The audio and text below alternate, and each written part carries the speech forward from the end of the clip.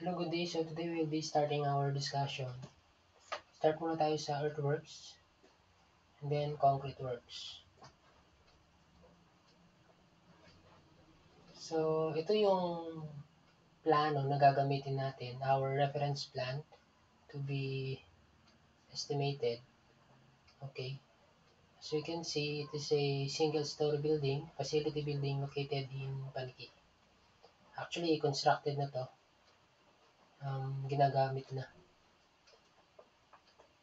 So ito yung floor plan. Okay, sa likod meron siyang toilet. Okay, ito yung facility. Yung flow niya is pag ganito.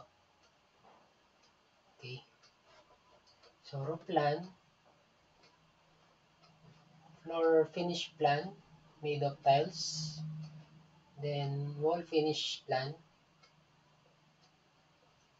ceiling plan, and the elevations. As we can see, the building has a monoslope roof with firewall sa may right side ng building.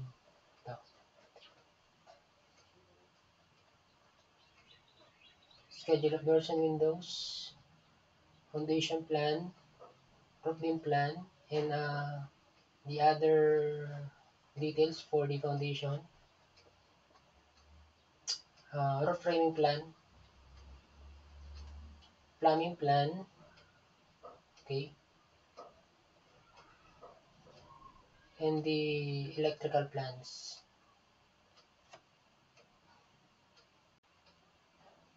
Okay, so proceed tayo sa earthworks. Start tayo sa excavation. So, ano ba yung mga in-excavate natin sa isang structure? Una, what? Column, footings, diba? Kailangan natin excavate yan. Pangalawa, wall footings. Pangatlo, septic tank. Pangapat, maybe catch basin, dominant lang. So, basta lahat ng kailangan i-excavate sa isang building will be under excavation. Okay? So, proceed tayo dito sa plano. Punta tayo sa foundation plan. Ito. So, as we can see, bilangan natin kung ilan yung type ng column footing. Footing 1, then meron din tayo footing 2. Ito, footing 2. Footing 3. So, tatlo yung type natin ng column footings. For wall footings, 1 and 2. Yun. So, dalawa yung wall footing natin. Okay, so start tayo.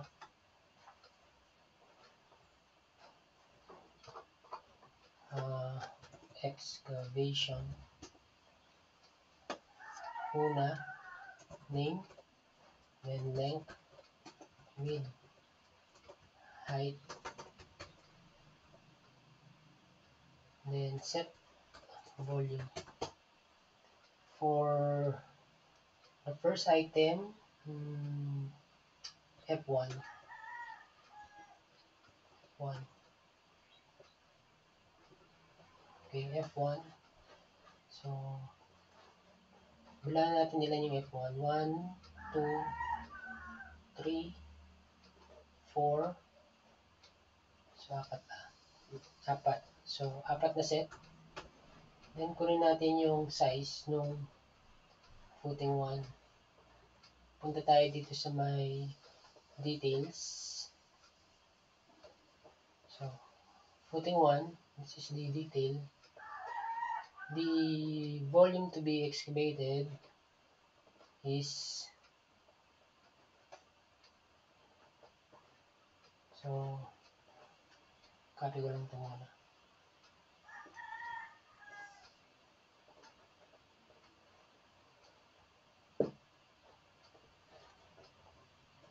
So, the volume to be excavated is this part. Ito. Originally, wala pa itong part na to, wala pa yan. So, NGL pa lang yan. NGL pa lang. Tapos, ito yung natural grade line, yung existing, yung original na lupa pa lang. So, ito yung excavate. Ito yung part na excavate. So, the size is 0.8 by 0.8. Yung depth niya from the NGL, original NGL, is 0.8. So, 0.8 yung size, 0.8 by 0.8. The depth is 0.8. So, length is 0.8. Width is 0.8. The depth is 0.8. So, kunin natin yung volume times to times so 2.05. Proceed tayo sa F2. For the F2, bilang natin yung ilang piraso.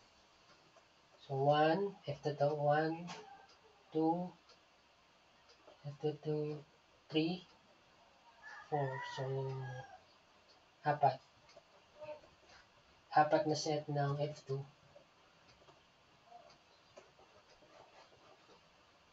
Details. So, paraw lang din. Ganun din yung approach. Again, ulitin ko.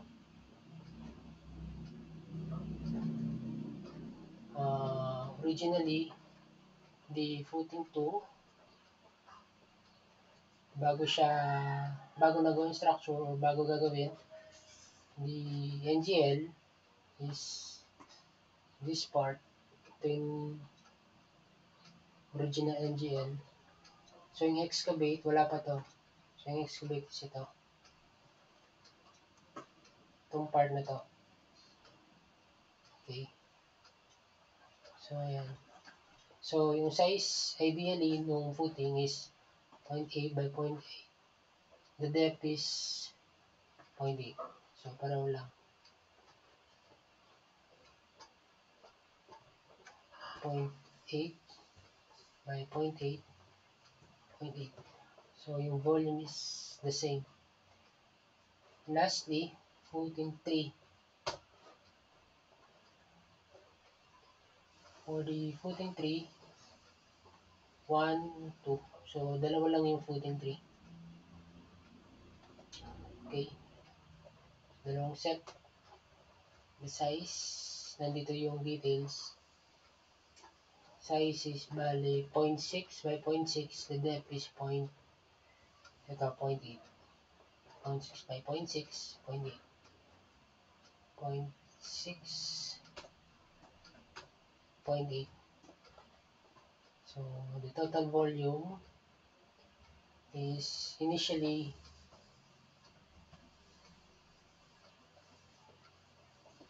4.67.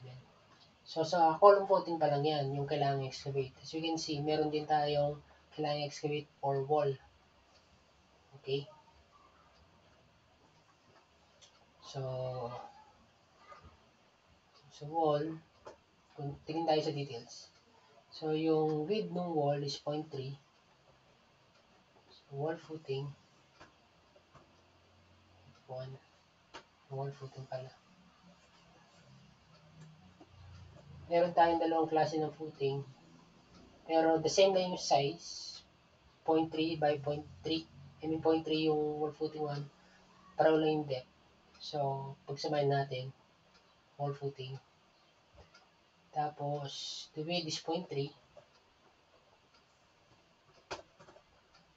The depth is 0.55. 0.55. Okay? So, kailangan natin ngayon itong length. What will be the length of the wall footing? Now, for simplicity, since yung excavation doesn't have a material cost, okay, labor cost lang to, sisimplify na lang natin yung computation ng length. Okay, hindi na tayo masyado magiging detailed. As you can see, kung ano yung makikita natin dimension, di-disregard na natin yung mga, dapat kasi flow from Yung distance na consider na lang from face to face, clear face distance ng mga columns or walls. Pero for simplicity, kung ano yung makikita nating distance or dimension ng structure, yun na. Kahit center to center man yan or edge to edge dimension.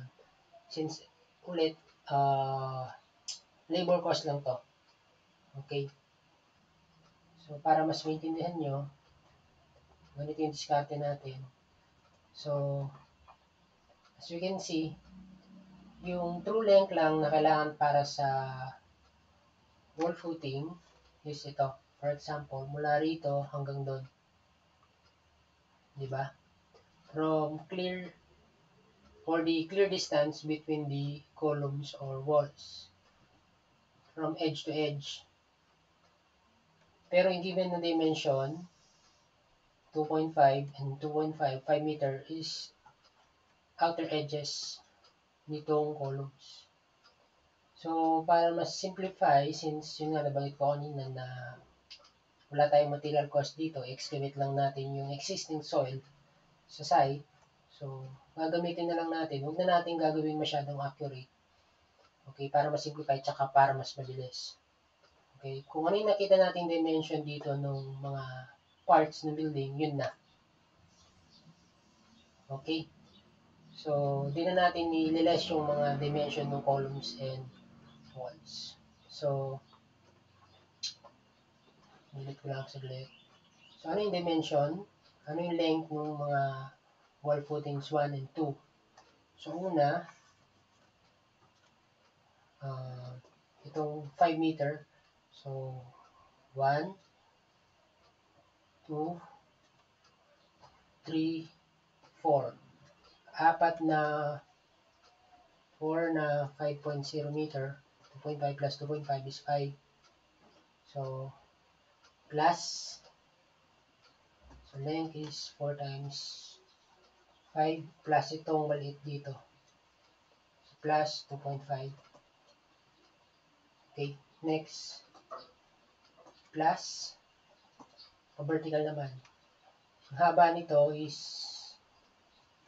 8.5. So, ilang 8.5? 1, 2, tama? 2, then 3. Pero, mamaya na lang to. So, 2 times 8.5 plus itong total length. Magawin natin to. So, total length nito is 9.35 plus 2.15. 9.35 plus 2.15 plus ito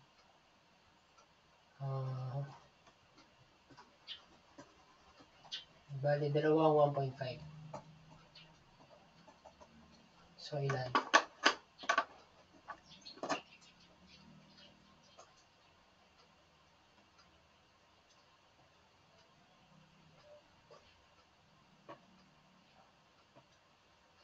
Dalawang 1.5. So,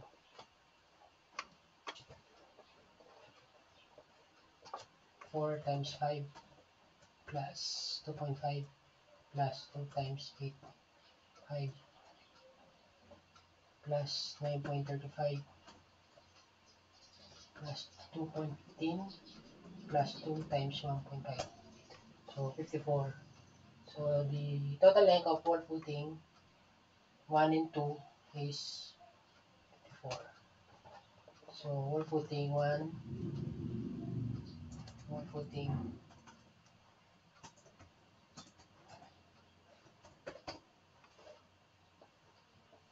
so yan. The set is 1. So, volume is ito. Malaki lagay rin, 8.91. Okay. So, the next item is the septic tank. Pero, madali na lang yan.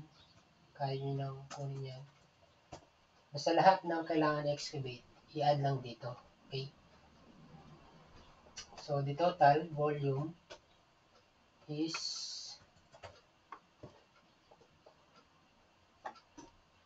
Ayan, 13.58 cubic meter. So, yan yung kailangan na excavate sa structure. Okay. Now, makinig. Meron akong papakita.